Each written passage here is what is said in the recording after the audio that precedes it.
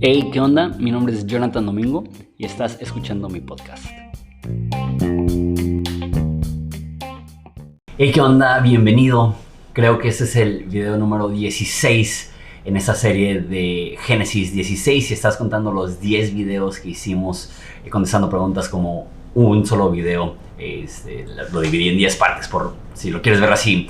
Y apenas vamos en el capítulo 6. Entonces, cuando me propuse dar Génesis, yo pensaba que iba a ser un 80% contenido antiguo. Entonces, si estás llegando a eso por primera vez, hace como 4 o 5 años prediqué en Horizonte el libro de Génesis, pero lo di en como 40 mensajes y quise volver a subir esos mensajes para ponerlos en secuencia de una mejor forma porque estaban un poco mal organizados en el canal de Horizonte.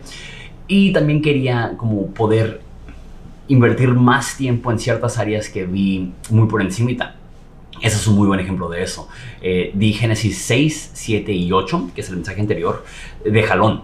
Entonces, una de las preguntas más grandes que tienen los cristianos, y más cuando empiezan a estudiar Génesis, es ¿qué rayos está narrando Génesis 6 cuando habla de los hijos de Dios juntándose con las hijas de los hombres, teniendo gigantes o hombres heroicos? Ni lo mencioné.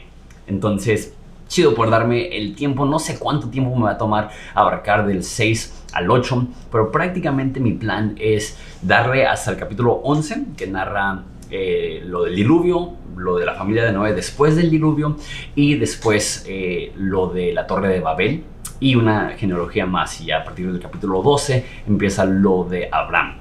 Entonces voy a seguir dando estos mensajes como intercalados entre mensajes grabando hoy en día 2023, que si estás viendo en ese futuro todo va a ser del pasado, pero bueno, voy a seguir haciendo estos videos intercalados con los videos antiguos hasta que llegue al 11 y me voy a detener una vez más, probablemente una semana, para contestar preguntas, que se me hizo muy útil eso, porque como ya dije, que cuando estoy dando mensajes de 40, 50 minutos, la mayoría de gente no va a saber que las preguntas específicas que tienen se están contestando en ese video. Entonces, sí, vamos a entrar en materia. También aprovecho para avisarles que si deseas tener más contenido o apoyarme, puedes hacerlo a través de Patreon. En Patreon tengo varias cosas. Tengo, a partir de $1, tengo acceso temprano a los videos. Tengo un libro digital que escribí que se llama Cristianismo Orgánico y es acceso al grupo de WhatsApp. A partir de $5 tienes la Masterclass actual, que es la de Apocalipsis. A partir de $10 tienes todo el archivo de Masterclasses, que son la de la Biblia y de Romanos y las que vayan saliendo después de eso. Y a partir de $25 puedes recibir un adelanto de mi libro que va a salir en verano, que terminé de escribir, que se llama El hermano del Hijo de Dios. Ok, entonces vamos a leer Génesis 6 del 1 al 8. Oramos y lo consideramos. Dice así: aconteció que cuando los hombres comenzaron a multiplicarse sobre la superficie de la tierra y les nacieron hijas, los hijos de Dios vieron que las hijas de los hombres eran hermosas y tomaron para sí mujeres de entre todas las que les gustaban. Entonces el Señor dijo: mi espíritu no luchará para siempre con el hombre, porque ciertamente él es carne. Serán pues sus días 120 años. Había gigantes en la tierra en aquellos días y también después, cuando los hijos de Dios se unieron con las hijas de los hombres y ellas les dieron hijos. Estos son los héroes de la antigüedad, los hombres de renombre. El Señor vio que era mucha la maldad de los hombres en la tierra y que toda la intención de los pensamientos de su corazón era hacer el mal siempre. Y al Señor le pesó haber hecho al hombre en la tierra y sintió tristeza en su corazón. Entonces el Señor dijo: borraré de la superficie de la tierra al hombre que he creado, desde el hombre hasta el ganado y los reptiles y las aves del cielo, porque me pesa haberlos hecho. Pero Noé halló gracia ante los ojos del Señor.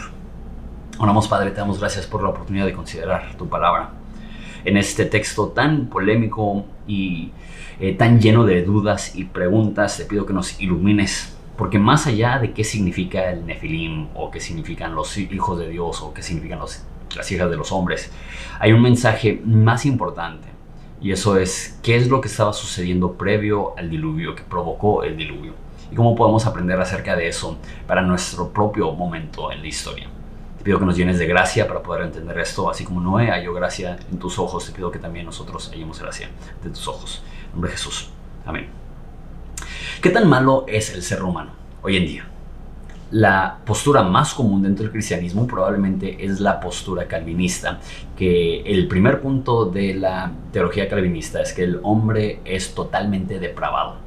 Y un versículo 1 que leímos es el que usan para defender eso, donde dicen que toda intención de los pensamientos del corazón del hombre era solo hacer siempre el mal. Entonces, los calvinistas toman eso como la condición actual del ser humano. Ahora, yo creo que este pasaje no está haciendo una observación de la condición humana siempre, todos los tiempos. Y les pido perdón también por el sonido. Acaba de pasar un avión, acaba de prenderse el aire acondicionado de trabajo, y les avisaré en un video futuro que estoy haciendo trabajo, pero de trabajo me toca viajar de repente, y cuando estoy en casa también prefiero darle preferencia a mis hijos. Entonces cuando viajo casi siempre estoy grabando, entonces ahorita muchos videos van a salir en hoteles, entonces es un poco más difícil controlar el sonido. Pero bueno, hay gente que cree que esto es un indicador de cómo es el corazón humano siempre, en todo momento. Es solamente y únicamente hacer el mal. Si ves el libro de Génesis, a mi parecer, está narrando lo opuesto. Que Dios creó al hombre perfecto, sin mancha y sin pecado, y que el hombre, generación tras generación, se fue desviando cada vez más y cada vez más, hasta que había un desvío absoluto. Pero no que era así todo el tiempo para todas las personas. Entonces, muchas veces vemos a Caín como el prototipo de la humanidad desviada o maligna. Sin embargo, solamente llevamos 6 capítulos y es muy evidente ver esa secuencia. Adán y Eva pecan, y eso lleva a su hijo a pecar de un modo más trágico, cometiendo un homicidio, y luego evoluciona a Lamec, presumiendo que mató no a una persona, sino a 2 personas. Y después, justo después de Lamec, da en el capítulo 5 la genealogía, pero Lamec fue en capítulo 4, justo después de Lamec, llega y empieza diciendo esto, que se está multiplicando, y en ese sentido como de secuencia llega a decir eso. También hay algo interesante en el Nuevo Testamento, eso es en el libro de Pedro, que Pedro nos dice que cuando venga Jesús, cuando regrese Jesús, los humanos van a ser como lo eran en los tiempos de Noé, dando a entender que mínimo en los tiempos de Pedro aún no había llegado a eso. Entonces, esta es mi postura viendo este libro, y voy a dar mi postura y después defenderlo a través del texto. Que cada vez más la cultura se aleja del plan original de Dios. Entonces, de Adán a Noé fueron miles de años en los cuales se fue desmoronando y desviando y distorsionando la moralidad y el caminar conforme al diseño de Dios, a tal grado que para cuando llegaron los tiempos de Noé era absoluto. El humano hacía únicamente lo malo, con la excepción de Noé, que halló gracia delante de los ojos de Dios. Y al suceder el diluvio y resetear el sistema, una vez más hay un hombre justo que comete pecado. Lo vamos a ver. Lo primero que nos narra Génesis después de el diluvio es que Noé no era perfecto, sus hijos no eran perfectos. Sin embargo, como que se resetea la máquina, si lo quieres ver así, y del tiempo de Noé a la segunda venida de Jesús va a suceder lo mismo, donde culturalmente las personas van a ir en aumento en cuanto a la maldad, en aumento en cuanto a cuántos se están desviando de la intención original de Dios, hasta que va a llegar el momento en el cual sea absoluto. Ahora, al decir esto, no estoy diciendo que los calvinistas están del todo mal al decir que los humanos son totalmente depravados. Están mal si totalmente depravados significa que todo ser humano hace únicamente lo malo. Eso no es lo que enseña la Biblia. Lo que la Biblia enseña es que aún las cosas buenas que hacen no te ayudan a estar bien con Dios. Y la única forma de estar bien con Dios no es a través de tu propio esfuerzo, sino a través de la gracia divina.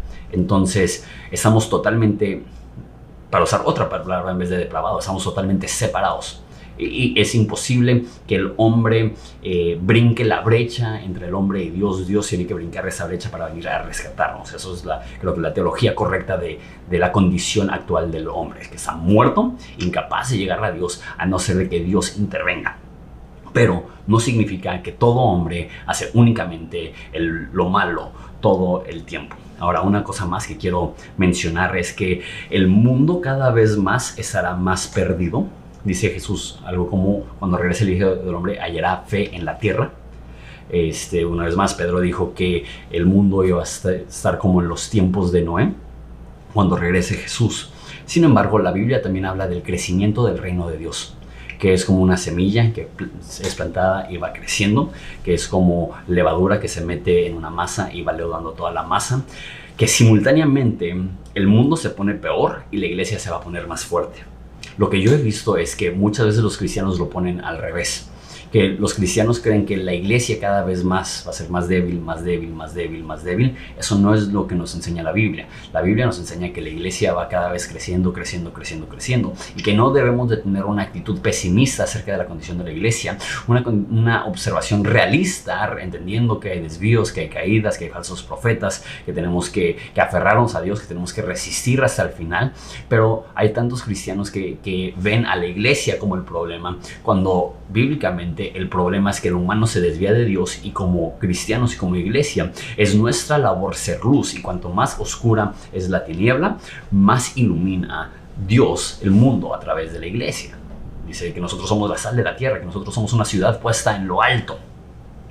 Entonces, una vez más, entramos ahora sí en este pasaje que es uno de los más polémicos de toda la Biblia, y en pasajes así es mi convicción que no debemos tener una postura demasiado fuerte. Versículo 1 dice: aconteció que cuando los hombres comenzaron a multiplicarse sobre la superficie de la tierra, les nacieron hijas. Entonces lo primero que vemos es que el ser humano va multiplicándose y va creciendo y empiezan a llenar la superficie de la tierra. Entonces ahora sí estamos hablando de muchísimas personas. Y después dice que les nacieron hijas, y eso es importante porque nos va a decir que esas hijas son hermosas. Dice el versículo 2 que los hijos de Dios vieron que las hijas de los hombres eran hermosas y tomaron para sí mujeres entre todas las que les gustaban. Entonces, esto lee como mitología y ha molestado a muchísimas personas porque se escucha muy extraño. Entonces, porque se escucha muy extraño, las personas prefieren verlo de una forma muy natural, y creo que la forma más segura para que... Sí, si yo hablara con 100 personas, y se lo estoy haciendo ahorita a través de YouTube, les diría cuál es la mejor postura para tener acerca de esto. Yo diría la más segura, porque ahí ya no te estás metiendo a todos los y que sí, es lo que muchos teólogos cristianos dicen, que los hijos de Dios está hablando de las genealogías de Set, y que las hijas de los hombres está hablando de la genealogía de Caín. Ahora, no hay ningún precedente bíblico para esto. Simplemente es una forma de explicarlo sin que pareciera que ángeles están teniendo relaciones sexuales con humanos. Entonces, porque eso se escucha demasiado escandaloso, personas han llegado a esa conclusión. Y que si las hijas de Set se unen con los hijos de Set se unen con las hijas de Caín, y que de ellos nace una descendencia anormalmente fuerte y poderosa, y ok, ¿por qué no? Y una vez más, si quieres creer lo más seguro para no tener que meterte en rollos que podrían ser un poquito más como que suenan a mitología, esa es la postura que la mayoría de cristianos, en mi opinión, han tomado. Esa no es la postura de los judíos. La postura de los judíos se ve más claramente en algo que se llama el libro de Enoc. Y como digo, cuando terminemos capítulo 11 voy a hablar más de esto, porque mi plan en este video no es explicar 100% a fondo este versículo, sino el pasaje completo y lo que nos está enseñando. Pero el libro de Enoc nos dice que estas personas son ángeles caídos. Los llama en inglés the watchers, los observadores, y que estos ángeles caídos vinieron a la tierra y tuvieron relaciones, no solamente sexuales, sino en general con las personas, y que estos ángeles caídos son los que les enseñaron a los humanos cómo crear civilización, cómo crear agricultura, cómo crear armas, cómo crear medicina. Eso es lo que enseña el libro de Enoc. El libro de Enoc no está en el Antiguo Testamento, no es parte del canon de los judíos, pero Jesús lo cita en una ocasión, Judas lo cita en varias ocasiones y Pedro lo cita en una ocasión. Entonces los autores del Nuevo Testamento leían el libro de Enoc, y de hecho si ves los pergaminos del Mar Muerto, no hay copias completas del Antiguo Testamento, así no se manejaban, eran pergaminos distintos para cada libro del Antiguo Testamento. Entonces tienen su pergamino del Torá, ese sí estaba completo, tienen su pergamino para los Salmos, tienen su pergamino para Isaías. El pergamino más común de los pergaminos que encontraron en el Mar Muerto era Isaías. ¿Qué significa esto? El libro más copiado en los años de Jesús era Isaías. El segundo más copiado era Salmos. El tercer pergamino más copiado era el libro de Enoc. Eso significa que el libro de Enoc era bestseller en los tiempos de Jesús, y que todo el mundo estaba leyendo el libro de Enoc, y por eso los autores del Nuevo Testamento lo citaron. No porque lo vean como autoritativo, aunque sí siento que les da cierta importancia. Y, por ejemplo, en el libro de Enoc, uno de los ángeles es Gabriel, y el hecho que el Nuevo Testamento nombre a un ángel Gabriel nos demuestra que a lo mejor sí tiene cierto peso y cierta validez el libro de Enoc. Si no lo has leído, está muy fascinante y vale la pena leerlo, pero está lleno de discrepancias entre la Biblia y cómo funciona el mundo. Entonces, a mi parecer está súper bien que no lo incluyeron, porque no lee como el resto de la Biblia, pero sí nos ayuda a tener un entendimiento de qué es lo que pensaban los judíos acerca de este pasaje. Y lo que piensan los judíos de que los hijos de Dios está hablando de demonios. En dos ocasiones, una en Salmos y otra en Job, los hijos de Dios hace referencia a los ángeles. Entonces, ¿qué ángeles tuvieron relaciones con estas mujeres? No, la forma que lo ven los judíos es que estos son ángeles caídos, que así como Satanás previamente fue un ángel en presencia de Dios y él cayó, de la misma forma los demonios son ángeles que previamente eran siervos de Dios, que cayeron y que son expulsados a la tierra, y eso es lo que creen los judíos. Ahora, ¿eso significa que demonios pueden tener relaciones sexuales con mujeres? Esa es la postura que a mi parecer tiene más sentido, como siguiendo esa línea de que eso no está hablando de la genealogía de Set, sino realmente de seres demoníacos. Y eso es que cuando dice que los hijos de Dios tomaron para sí mujeres, es que eran hombres poseídos por demonios. Hay antecedentes de esto. Dice que los hijos de ellos tenían grandes poderes. Y si vamos al Gadareno, él, al estar poseído por un demonio, tenía fuerza sobrenatural. Entonces, uno de los factores que podría determinar actividad demoníaca es poder sobrenatural. De hecho, yo tengo pocas experiencias que yo podría decir 100% seguro fue algo demoníaco, pero una vez me topé con un muchacho que tenía 18 años, yo tenía 20 años en ese momento, y me dijo que él estaba poseído por un demonio. Sus facciones, su cara, sus ojos se veían oscuras, hacía así, gruñía los dientes. Y me dijo que él tenía la fuerza para aventar a su papá de un lado del cuarto al otro. Estaba un poco incrédulo, pero oré por él.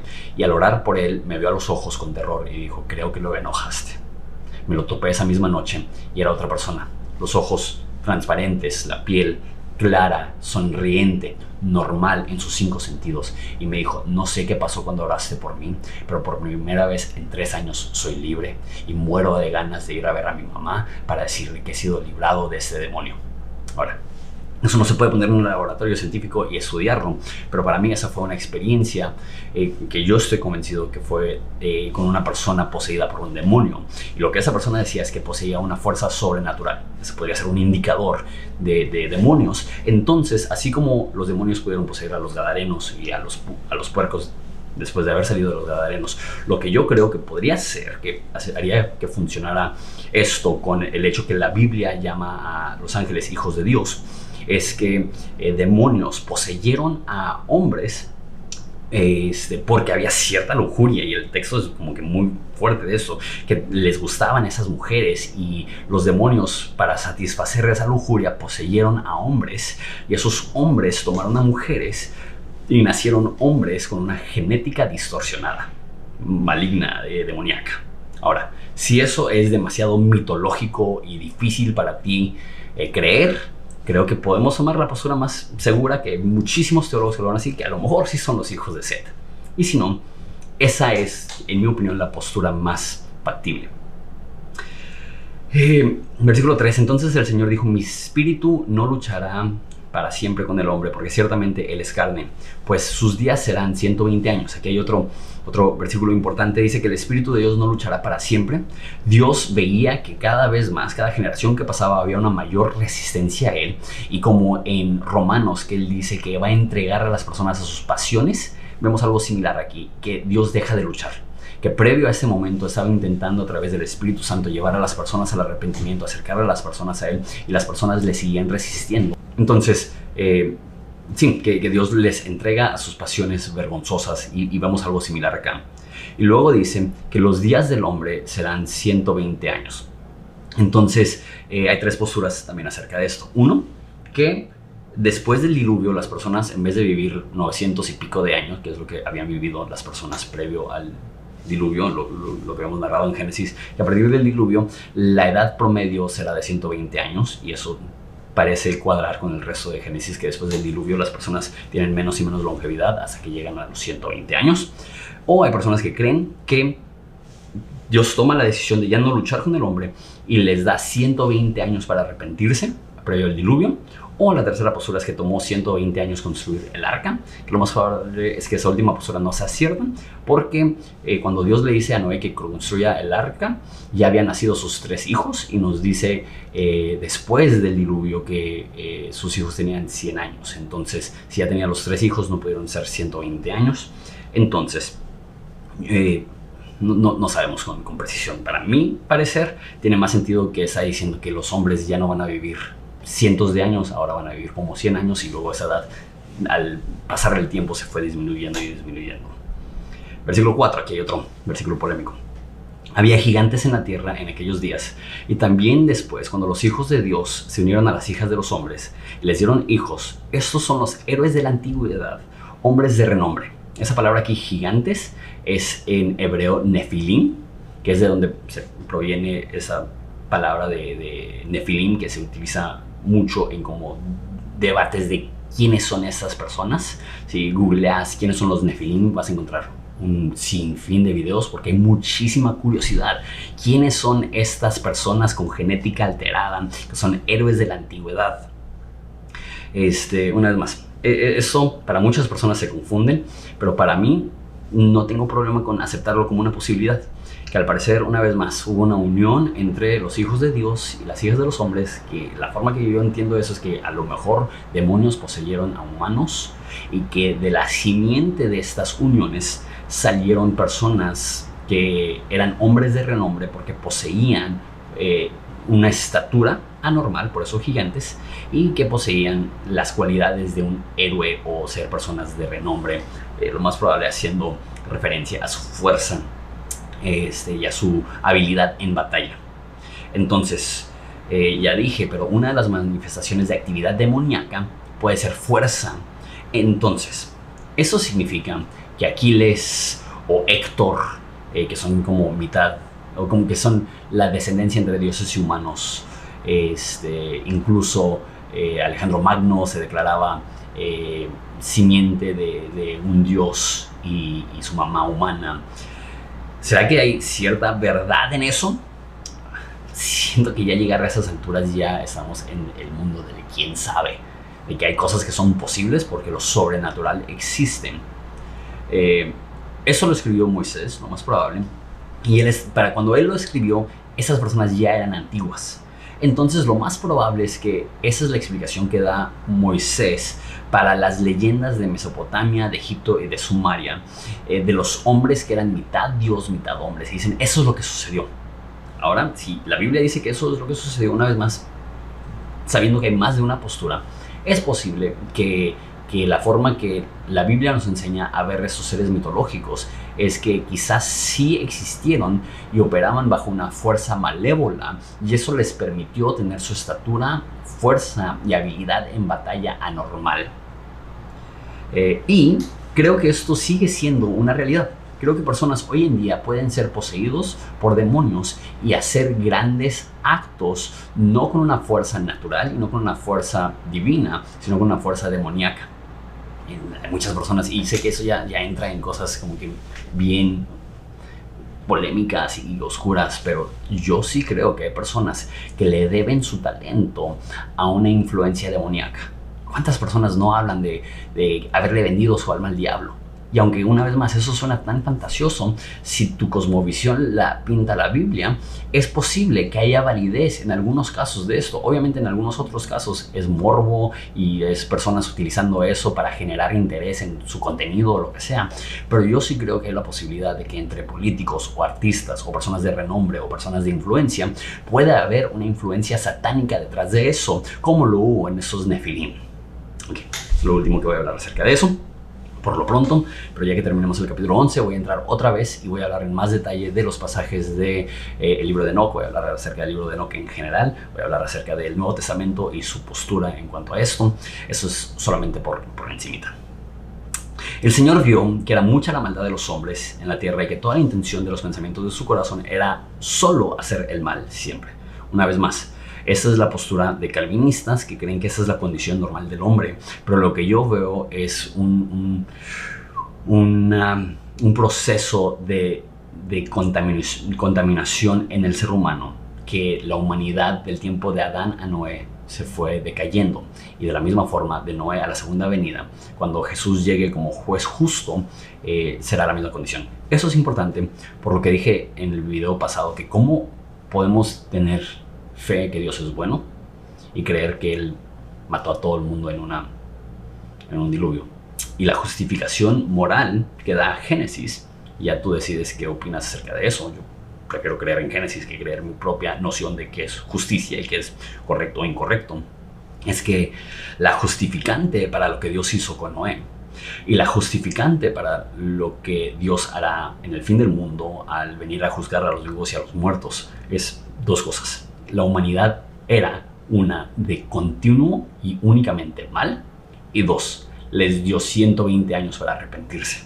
Nos dice Pedro una vez más que no era predicador de justicia, que les estaba dando Dios la oportunidad, así como lo hizo con Canaán por 400 años. Ellos sabían que era una tierra que Dios le había prometido a la descendencia de Abraham, y ellos vieron cómo salieron de Egipto, ellos vieron el poder de Dios, ellos sabían que iban a reclamar su tierra, y Dios les dio la oportunidad de dejar esa tierra o de arrepentirse y de seguir a Yahvé, y decidieron no hacerlo. Entonces Dios permitió la destrucción, o incluso mandó la destrucción. ¿Por qué? Porque la maldad de esas personas ya había sido tan concretada que la respuesta de Dios para seguir siendo un Dios justo fuera destruir. Ahora, odio esto. Hay cosas del cristianismo que no entiendo, hay cosas de la Biblia que no entiendo, pero una vez más, me humillo yo y veo la Biblia y digo, tú mandas a enaltecerme yo y decirle a mi lógica, tú mandas. Eso simplemente es la forma que la Biblia explica cómo Dios pudo haber destruido a la humanidad. Y también versículo 6 dice, al Señor le pesó haber hecho al hombre en la tierra y sintió tristeza en su corazón. Algunas traducciones dicen que se arrepintió, pero creo que esa es una mejor traducción, que nos demuestra la actitud de Dios. No es uno de cólera, de frustración, de enojo o de rabia, es uno de dolor, es uno de tristeza, es uno de pesadez en su corazón. Le pesó haber hecho al hombre. Él vio la condición del hombre y sabía que el hombre no había sido creado para llegar a esa magnitud de maldad. Le dolió. Dios no ejecuta juicio con coraje, lo ejecuta con tristeza. Sí, o sea, siento que el mensaje anterior que di ayuda a pintar el problema moral que es esto para nosotros. Pero, una vez más, cuando nuestra perspectiva de moralidad no empata con lo que la Biblia nos enseña, yo prefiero ceder y decir, no entiendo, pero decido ver el resto de la Biblia y entender el poder de Dios para decir, yo no soy Dios, Él sí, mis caminos no son sus caminos, y mi mente caída de 3 kilos es incapaz de entender toda la magnitud de los misterios de Dios. Acabo de leer hoy en Deuteronomio que lo secreto es de Dios, lo revelado es para nosotros. Para mí eso entra en el rango de lo inentendible. Pero, dice, entonces el Señor dijo, borraré de la superficie de la tierra al hombre que he creado, desde el hombre hasta el ganado, los reptiles y las aves, porque me pesa haberlos hecho, pero Noé halló gracia ante los ojos de Dios. Esa es una señal del Evangelio, que el mundo estaba perdido, pero Dios decide mostrarle gracia a un hombre. Gracia denota que no fue gracias a la rectitud de Noé. Veremos en el próximo versículo, en el próximo mensaje, que Noé sí era un hombre justo, era un hombre recto. Muchas traducciones dicen perfecto, pero perfecto significa simplemente como alineado con Dios. Entonces, en un mundo desviado, genéticamente alterado, demoníaco, este hombre sí decidió obedecer, pero el orden es: haya gracia, y por eso es obediente. Que Dios es un Dios que aún en los momentos más oscuros salva, y lo hizo con Noé y lo hará con la iglesia. No es una figura de la iglesia, que así como Dios rescató a Noé de en medio de la maldad de ese momento, de la misma forma Dios rescatará a la iglesia de la maldad de este momento. Y que Dios vendrá a juzgar a los vivos y a los muertos y establecerá un reino junto con la iglesia. Sí, Noé es una imagen de la iglesia, de cómo Dios es un Dios que aún en medio de la maldad más terrible puede salvar, puede rescatar. Entonces déjalo lo bajo no solamente a la iglesia, sino a ti. Tú puedes ser esa persona que encuentra gracia delante de los ojos de Dios, no por tu esfuerzo, sino porque tenemos a un Dios que es tan grande en misericordia y verdad, que aún que estamos rodeados con maldad y perversión y oscuridad, que progresivamente se está poniendo peor, la iglesia y tú como individuo puedes encontrar gracia. Sé que eso es un mensaje incompleto porque hay mucho más que hablar, pero también no quiero tragar más de lo que podemos masticar. Entonces ahí lo vamos a detener. Una vez más, si este contenido te ha sido de bendición, ayúdame a compartirlo. Si puedes dejar una reseñita en Spotify o en iTunes, o si puedes dejar un like o un comentario en YouTube, ayuda al crecimiento de este canal. Dios te bendiga.